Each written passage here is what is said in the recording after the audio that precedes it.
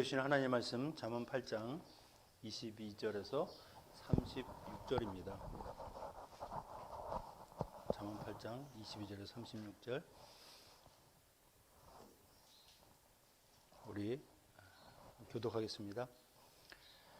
여호와께서 그 조화의 시작 곧 태초에 일하시기 전에 나를 가지셨으며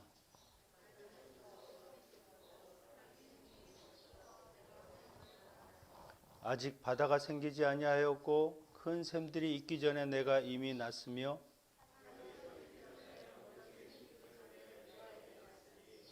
하나님이 아직 땅도 들도 세상 진토의 근원도 짓지 아니하셨을 때에라.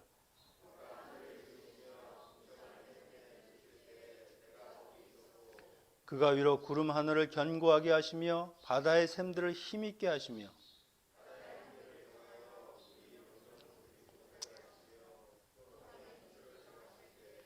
내가 그 곁에 있어서 창조자가 되어 날마다 그의 기뻐하신 바가 되었으며 항상 그 앞에서 즐거워하였으며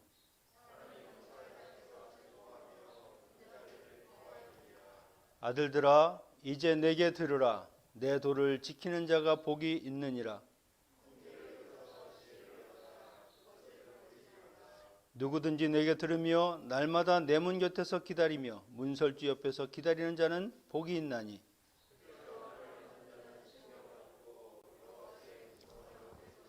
함께 읽겠습니다. 그러나 나를 잃는 자는 영원한 자라. 아멘. 제가 미국에 처음 왔을 때 가장 고민했던 일이 사람들을 만나면 어떻게 나를 좀 잘 소개할 수 있을까? 뭐라고 이야기해야 그 사람들이 나를 좀 이해하고 저런 사람이었구나라고 생각할 수 있을까? 왜냐하면 나를 만나는 분들은 생전에 처음 보는 분들이죠. 일면식도 없고 그래서 나에 대해서 전혀 모르시니까 나를 잘 이야기하면 그래도 나에 대한 신뢰를 갖고 믿음을 갖고 좀 그 관계가 좀 더 돈독하고 친밀하게 될 수 있을 거라 이렇게 생각했습니다. 그래서 내가 한국에서 어떤 일을 했고 어떤 장점이 있는 사람인지 그래서 내가 이러이러한 가치가 있습니다. 내 출신과 배경 그래서 나는 믿을 만한 사람이라는 것을 참 많이 이야기했던 것 같습니다. 물론 그 일이 그렇게 성공하지 못했습니다. 사람들은 별로 나에 대해서 관심이 없더라고요. 그냥 어느 날 그냥 한 사람이 왔구나. 제 이후에 오는 사람들도 보니까 저와 똑같이 그렇게 하는 것을 봤습니다. 그래서 사람들이 나에게 이렇게 관심이 없구나. 근데 사람은 이렇게 자기에 대해서 여러 가지를 이야기하는 것을 통해서 나의 가치와 나의 존재감 그런 것을 사람들이 알아주길 원하는 겁니다. 이 8장 전체의 말씀도 지혜가 스스로 자기의 가치, 자기의 권위가 어떤지를 소개하는 이야기죠.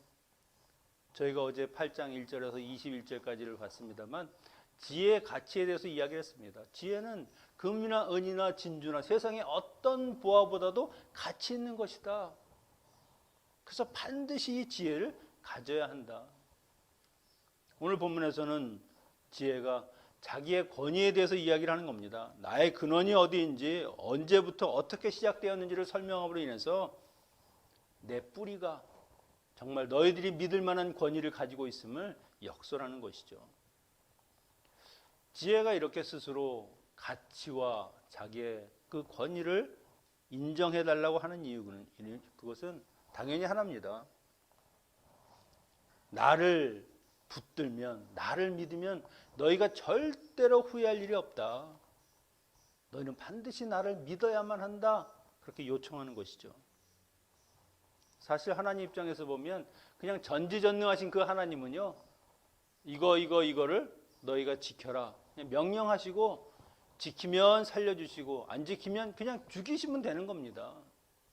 하나님이시고 신이시고 그리고 유일하신 분이신데 그런데도 불구하고 관심이 없습니다. 저는 그거에서 별로 그렇게 중요성을 모르겠습니다. 하는 그 미련하고 어리석은 사람들을 일일이 따라다니면서 제발 나를 좀 붙들어 달라고 그렇게 구구절절 하나님을 붙들라, 그 지혜의 말씀을 붙들라 하는 것이죠. 그럼에도 꼼짝하지 않는 사람들, 저는 그런 거 없어도 전혀 사는데 지장 없습니다. 그냥 이렇게 살다가 죽어도 좋으니까 저에게 상관 말아 주십시오. 결국 그들은 어리석고 불쌍한 사람들이라고 하는 것이죠. 과연 지혜가 오늘 자기의 권위에 대해서 어떻게 설명하는가? 그것을 한번 같이 살펴보겠습니다. 22절 23절에 보니까 여호와께서 그 조화의 시작 곧 태초에 일하시기 전에 나를 가지셨으며 만세 전부터 태초부터 땅이 생기기 전부터 내가 세움을 받았나니. 지혜의 시작은 태초에, 창세 전부터라는 겁니다. 우리가 태초라는 말을 들으면 생각나는 게 있죠. 창세기 1장 1절 태초에 하나님이 천지를 창조하시니라. 하나님의 천지 창조, 모든 것의 시작입니다. 이 세상의 시작점인 그때는 바다도 산도 만들어지지 않았고 하나님이 아직 땅도 하늘도 짓지 않을 때였습니다. 하나님이 세상을 창조하기 그 오래 전부터 지혜는 하나님과 함께 했다는 것이죠. 이게 뭐 우리 지식으로 상상이 되겠습니까? 우리는 시간의 제약을 받고 공간의 제약을 받는 사람들인데 시간도 없고 공간도 없고 빛도 없고 세상에 아무것도 없는 그때를 우리가 과연 생각할 수 있겠습니까? 그런데 그 신의 영역 속에 하나님이 계시고 지혜가 있었다는 겁니다.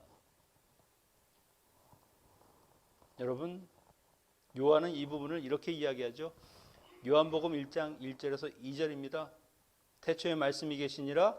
이 말씀이 하나님과 함께 계셨으니 이 말씀은 곧 하나님이시라.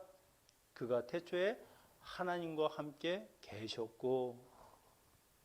누구를 이야기하는 겁니까? 예수 그리스도를 말씀하시는 것이죠. 태초에 하나님과 함께 하셨던 그 지혜의 말씀이 육신이 되어서 이 땅에 오신 분, 그분이 바로 예수 그리스도이십니다. 그분은 창세전부터 하나님과 함께 하셨습니다. 세상을 창조하실 때에 이 지혜이신 그리스도는 하나님의 가장 중요한 동역자였고요. 그리고 그 말씀이신 그분의 사역이 오늘 이 지혜가 이야기하는 그 사역과 일치한다는 것이죠. 지혜는 곧 성자이신 그리스도를 이야기하는 겁니다. 그래서 지혜의 근원은 어디서부터냐? 바로 창조주 하나님에서부터다. 여러분, 이 정도면 지혜가 얼마나 위대한지 알 수 있지 않겠습니까? 우리 중에 만약에 누가 대통령과 동기동창, 어려서 같이 한 마을에서 자랐다라고 하면 아마 만나는 사람들마다 그 이야기를 할 겁니다. 내가 대통령과 어렸을 때 물놀이하고 학교에서 같이 밥을 먹고 그렇게 지냈다. 제가 아는 어떤 분은 대통령과 사진을 찍었던 그 사진을 아주 그냥 귀한 액자에다 넣어놓고 갑옷처럼 그렇게 여기는 사람도 봤습니다. 심지어 유명한 연예인들과 악수를 하는 어떤 사람들은 며칠 동안 손을 씻질 않죠.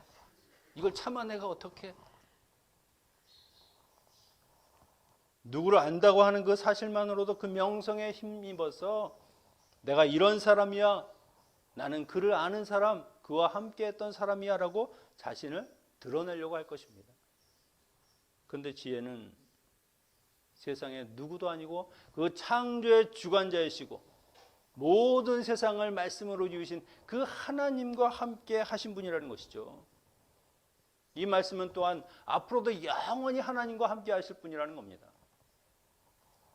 누가 감히 이런 지혜의 권위를 무시할 수가 있습니까? 누가 지혜를 함부로 평가하고 거부할 수가 있는 겁니까? 여러분, 그래서 우리가 이 지혜라고 하는 것을 영원에서 생각한다고 하면 우리에게 지혜가 있는 것만으로도 하나님이 창조하신 이 세상을 영원의 관점으로 살 수 있고 볼 수 있는 겁니다. 그렇다고 하면 단지 그 한순간에 일어나는 일들, 그 영혼에 비해서 찰나도 되지 않는, 아주 그냥 점 하나도 되지 않는 그 일들을 통해서 우리가 죽을 둥 살둥하고 일비하면서 세상이 무너질 것처럼 야단법석을 떠는 것이 과연 얼마나 그렇게 대단한 것인가. 조금 더 가져보겠다고 악착같이 살아가는 것이 얼마나 초라한 일인가 하는 것을 깨닫게 된다는 것이죠. 영원히 사니까, 영원으로 보니까 그럴 수 있는 겁니다. 우리가 이 세상만 살고 끝이라고 하면 뭐 정말 열심히 악착같이 남을 밟아서라도 그렇게 이기고 살아야 되겠죠. 하지만 그렇지 않다는 겁니다.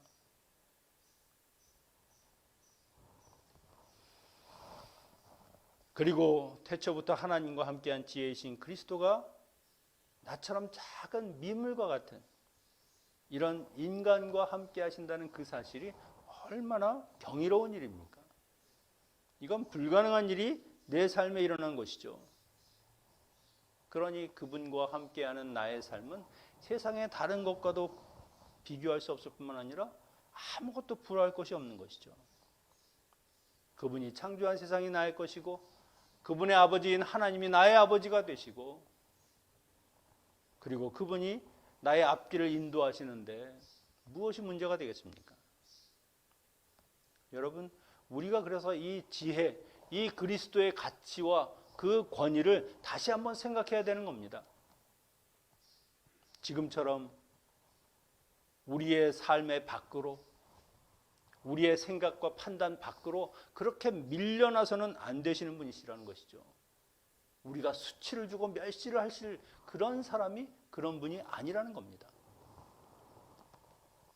주님은 우리를 위해서 일부러 저 높은 곳에 그 영광을 다 버리시고 낯거쳐나 이 땅에 내려와 나와 함께 하시고 나의 사랑을 받기 원하시고 우리에게 그 사랑을 베풀어 주시는 분이시죠. 그분과 함께하면 온 세상을 얻는 겁니다. 그리고 지혜는요, 또 한 가지 중요한 것이 창조주 하나님과 함께 창조의 역사를 담당하셨다는 겁니다. 27절, 30절에 보니까 이 시적인 표현입니다. 제가 한번 읽어볼게요. 그가 하늘을 지으시며 궁창을 해변에 두르실 때에 내가 거기 있었고 그가 위로 구름 하늘을 견고하게 하시며 바다의 샘들을 힘있게 하시며 바다의 한계를 정하여 물이 명령을 거스르지 못하게 하시며 또 땅의 기초를 정하실 때에 내가 그 곁에 있어서 창조자가 되어. 얼마나 아름다운 그런 시적 표현입니까? 하늘과 궁창을 두르시고 견고하게 하시고 기초를 정하시고. 우리가 살아가는 이 모든 이 세상은요, 하나님의 그 놀라운 솜씨가 다 배어있는 그런 명작이라고 하는 것이죠. 인간이 살아가는 데 있어서 아무런 불편함도 없이 하나님이 최고의 조건과 환경을 만들어 주셨습니다. 그런데 그 솜씨가 어디에서 나왔느냐? 바로 지혜에서 나왔다는 것이죠. 하나님은 지혜로 세상을 만드셨습니다. 지혜가 없이는 하나도 만들어진 것이 없다는 것이죠. 요한복음 1장 3절 만물이 그로 말미암아 지은 바 되었으니 지은 것이 하나도 그가 없이는 된 것이 없느니라. 말씀이신 그리스도와 함께 세상을 창조하셨습니다. 그 세상은요, 하나님 보시기에 참 아름다웠습니다. 하나님 보시기에 좋았다는 말은 한치의 오점도 없이 완벽하게 세상을 창조하셨다는 것이죠. 여기에서 창조자가 되어라는 말도요, 명인, 건축가 이런 뜻입니다. 지혜는 하나님의 창조를 그냥 옆에서 보고만 있었다는 것이 아니죠.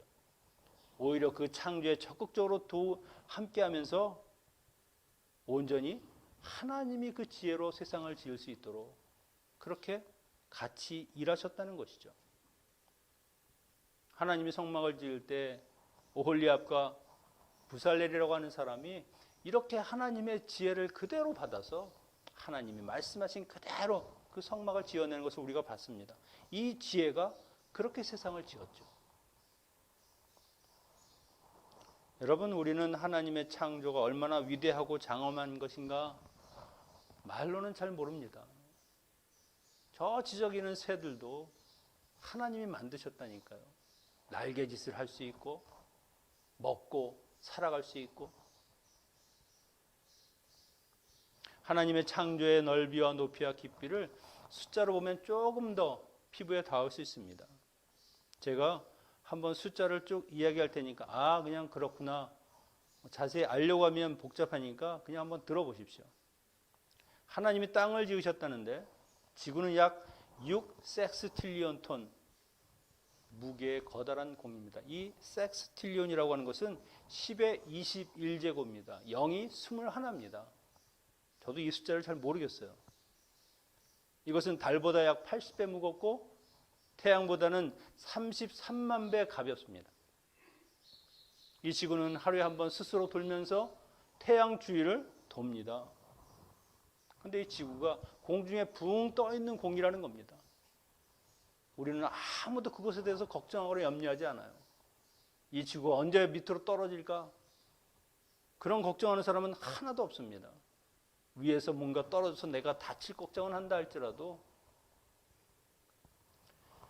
지구의 중심에는 약 5,000도의 불이 있고요. 지구 표면에는 약 35만 종 이상의 식물이 있고 약 4천 종의 동물, 약 6천 종의 파충류, 80만 종의 벌레들이 있습니다. 하나님께서 하늘을 견고하게 하셨다는데 하늘은 해와 달과 별의 세계죠. 지구에 속한 은하수가 약 1,000억 개. 그런 은하수가 이 우주에 약 1,000억 개. 그런데 그 모든 별과 달과 그 모든 것 하나하나가 질서를 가지고 하나의 흐트림도 없이 그렇게 운행하고 있다는 것이죠. 창공에는 약 8,600가지의 새들이 있다고 합니다. 얼마나 하늘이 광대합니까? 하나님께서 그 바다를 경계로 정하셨다고 했죠. 지구가 가진 물의 총량은 약 1억 3,600만 입방킬로미터. 지구 전체를 약 2.7km의 높이로 그대로 이렇게 둘러쌀 수 있는 그런 물의 양입니다. 바닷속에는 약 2만 1,700가지의 바다의 생물, 물고기들이 살고 있습니다. 이것뿐입니까? 하나님께서는 비와 눈과 바람과 이 모든 세상의 그런 날씨까지도 주관하시죠. 이것을 하나님이 지혜로 지으셨다는 겁니다. 그리고 우리 인간도 하나님께서 지으셨죠. 모든 질서를 부여하시고 그 질서대로 살아가도록 그렇게 주관하시는 겁니다. 여러분, 이런 창조의 세계를 보면 감탄과 경이로움, 신비감 이런 걸 느끼지 않습니까? 아침에 일어나서 온 세계가 밝아졌을 때 하나님이 창조하신 이 세계는 정말 보면 볼수록 참 신비하구나. 누가 관리하는 것도 아닌데 어떻게 이렇게 자기가 알아서 스스로 저렇게 색깔을 내고 그렇게 움직일 수 있을까? 여러분 궁금하지 않으십니까? 그게 뭐 궁금해, 당연한 건데 그냥 사는 거지. 저는 정말 궁금해요. 어떻게 이렇게 세상을 아름답게 만드셨을까? 그 솜씨로 나를 만드셨다는 것이 또한 신비할 따름이죠. 여러분, 이런 지혜를 어떻게 인간이 쫓아갈 수 있습니까? 인간의 지혜로는 절대 쫓아갈 수 없습니다. 하나님의 지혜는 창조의 지혜이지만 인간의 지혜는 그 창조의 부산물일 뿐입니다. 하나님의 지혜가 막대기라고 하면 인간의 지혜는 그림자에도 불과하지 못하죠. 그래서 그 하나님의 창조의 그 지혜가 인간에게 반영되지 않으면 우리는 다 헛것이고요. 그리고 허상에 불과한다는 것이죠. 그래서 이 지혜가 없으면 우리는 이 창조의 세계도 하나님도 절대 깨달을 수 없습니다. 우리가 하는 것은 다 죄가 되고 그냥 내가 하는 일마다 다 그냥 나쁜 일만 될 뿐이라는 것이죠. 선악과를 따먹지 말라. 하나님 주신 이 지혜의 말씀을 떠나서 뱀이 하는 말, 선악과를 먹으면 눈이 밝아져 하나님과 같이 된다. 그 말에 속아서 죄를 범했습니다. 이미 하나님께서 하나님의 형상으로 하나님의 인품을 닮아 하나님의 그 분신으로 인간을 지었는데 뭘 또 하나님을 닮겠다고.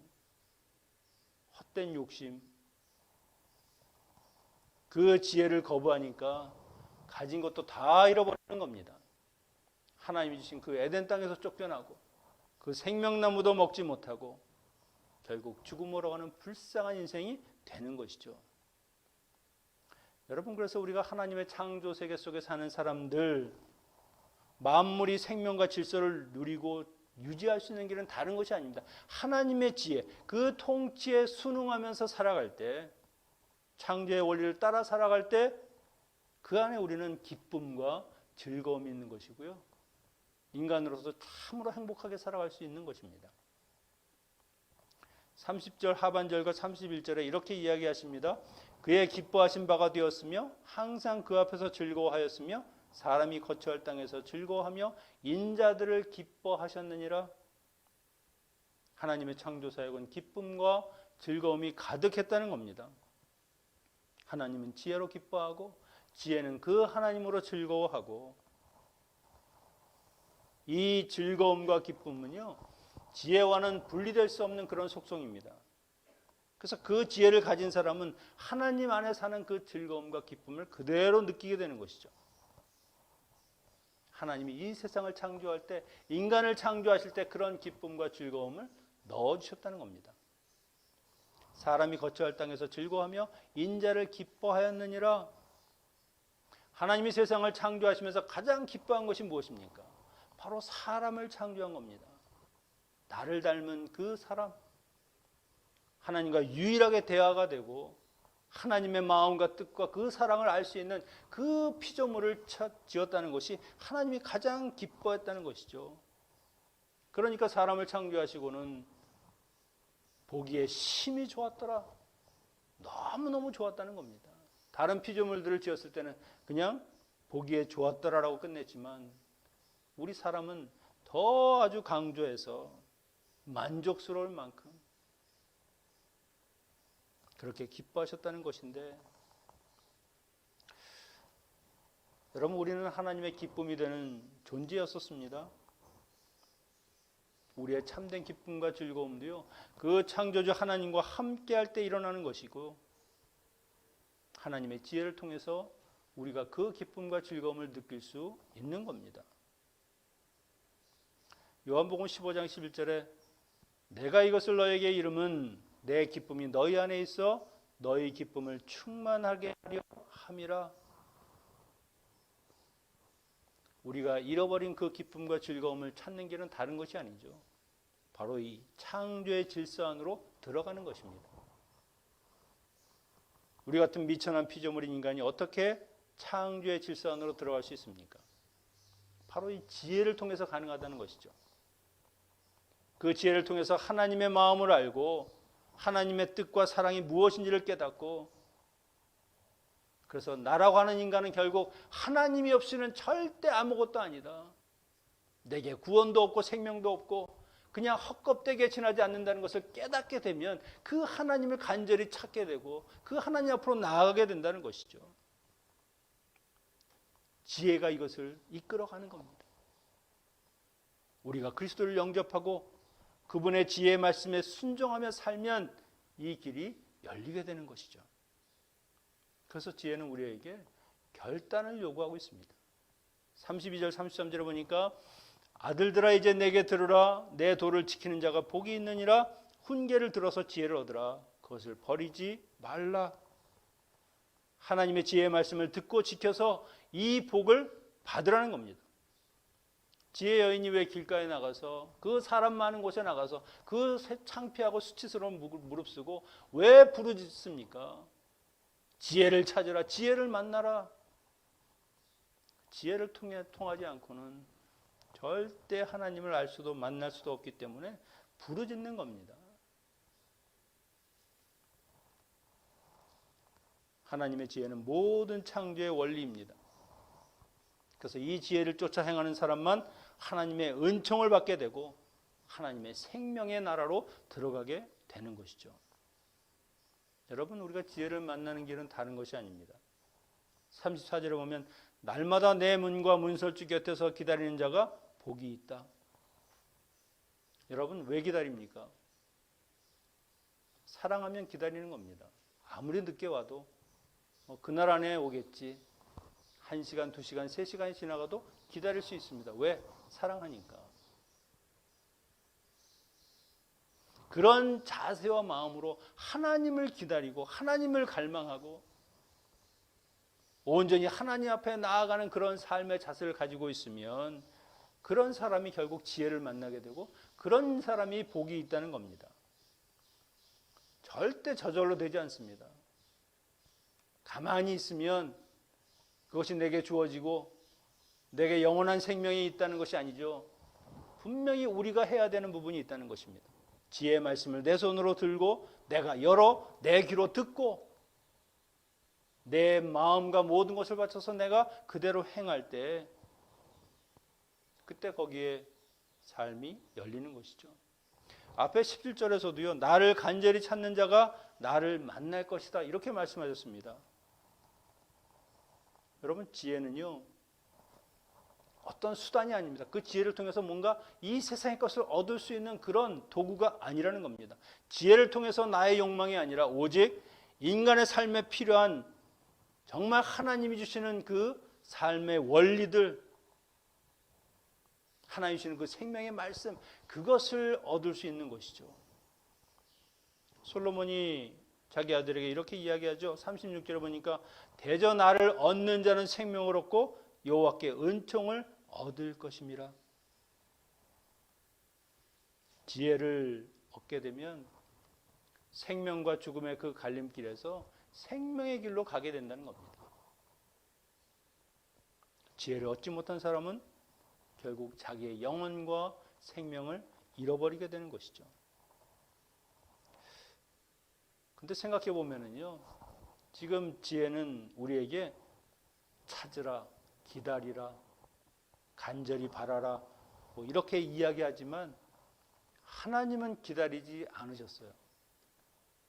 인간의 무지와 어리석음을 잘 아시기 때문에 우리를 먼저 찾아오시고 그래서 직접 하나님이 지혜가 무엇인지를 우리에게 알려주셨습니다. 이 지혜 여인이 사람을 부르는 것처럼 주님이 우리를 위해서 이 땅 가운데 오셨죠. 그리고 그 아들을 통해서 정말 지혜가 무엇인지 우리에게 확실하게 보여주셨습니다. 그래서 그분을 믿고 그분을 따르면 우리에게 영원한 생명과 기쁨과 즐거움이 우리 안에 일어나는 것이죠. 주님은 십자가에 죽으시면서까지 자기의 사명을 다 감당하셨습니다. 요한복음 17장 8절에 나는 아버지께서 내게 주신 말씀들을 그들에게 주었사오며 그들은 이것을 받고 내가 아버지께로부터 나온 줄을 참으로 아오며 아버지께서 나를 보내신 줄도 믿었사옵나이다. 예수 그리스도를 통해서 지혜를 받아들이는 사람들이 생겨났다는 겁니다. 우리도 그들 중에 하나죠. 예수 그리스도께서는 우리를 죽음에서 생명으로 살리시고요. 그래서 하나님의 기쁨이 되시고요. 우리로 하여금 하나님의 기쁨과 즐거움을 누리며 살아가는 사람으로 만들어 주셨다는 것입니다. 그것이 지혜의 역할입니다. 우리를 살리고 우리에게 한없는 즐거움을 주시고 이 세상을 살아가면서 정말 하나님만을 살아가며 온전히 하나님을 따라가는 그런 삶을 살아갈 수 있도록 만들어주는 것이 바로 지혜의 역할이라고 하는 것이죠. 이런 사랑과 열정을 가지신 그 하나님을 생각한다고 하면 결국 우리는 거기에 모든 것을 맡기라는 겁니다. 하나님 외에는 다른 길이 아무것도 없다. 내가 할 수 있는 것도 아무것도 없다. 주님이 우리를 위해서 다 포기하시고 모든 것을 주신 것처럼 너도 다른 것 다 잃어버린다고 해도 오직 지혜이신 그 하나님, 지혜이신 예수 그리스도 그분만을 붙들어라. 거기에 생명이 있고 그 나머지 일들, 그 부수적인 일들은 내가 다 알아서 한다. 여러분, 우리는 정말 복받은 사람들입니다. 예수 그리스도를 믿어 하나님을 아버지로 섬기는 하나님의 자녀들이 되었습니다. 결국 우리가 해야 될 것은 무엇입니까? 이제는 정말 그 지혜를 붙들고 온전히 지혜를 쫓아가는 삶을 사는 겁니다. 다시 또 세상을 바라보면서 이게 아니고 뭐가 다른 길이 있을까? 뭔가 새로운 게 없을까? 그런 것 찾지 말고 하나님이 주신 것, 하나님이 말씀하신 것, 그것만으로도 충분하다는 겁니다. 말씀을 정리합니다. 지혜는 하나님으로부터 왔습니다. 태초부터 하나님과 함께 계셨고 하나님의 창조 사역을 담당하셨습니다. 지혜는 말씀이 육신이 되어 이 땅 가운데 오신 바로 예수 그리스도이십니다. 하나님은 그 그리스도 안에 모든 지혜를 다 담아내셨습니다. 우리가 지혜를 찾으려면 지혜의 근원이신 바로 예수 그리스도를 만나야 하는 것이죠. 그분을 사랑하고 그분을 섬기는 겁니다. 거기에 인생의 참된 기쁨과 즐거움이 있는 것이죠. 우리 모두 참된 지혜이신 그리스도를 통해서 하나님의 그 창조의 기쁨을 누리고 나누며 복된 삶을 살아가는 성도님들 되시기를 축원합니다. 기도하겠습니다.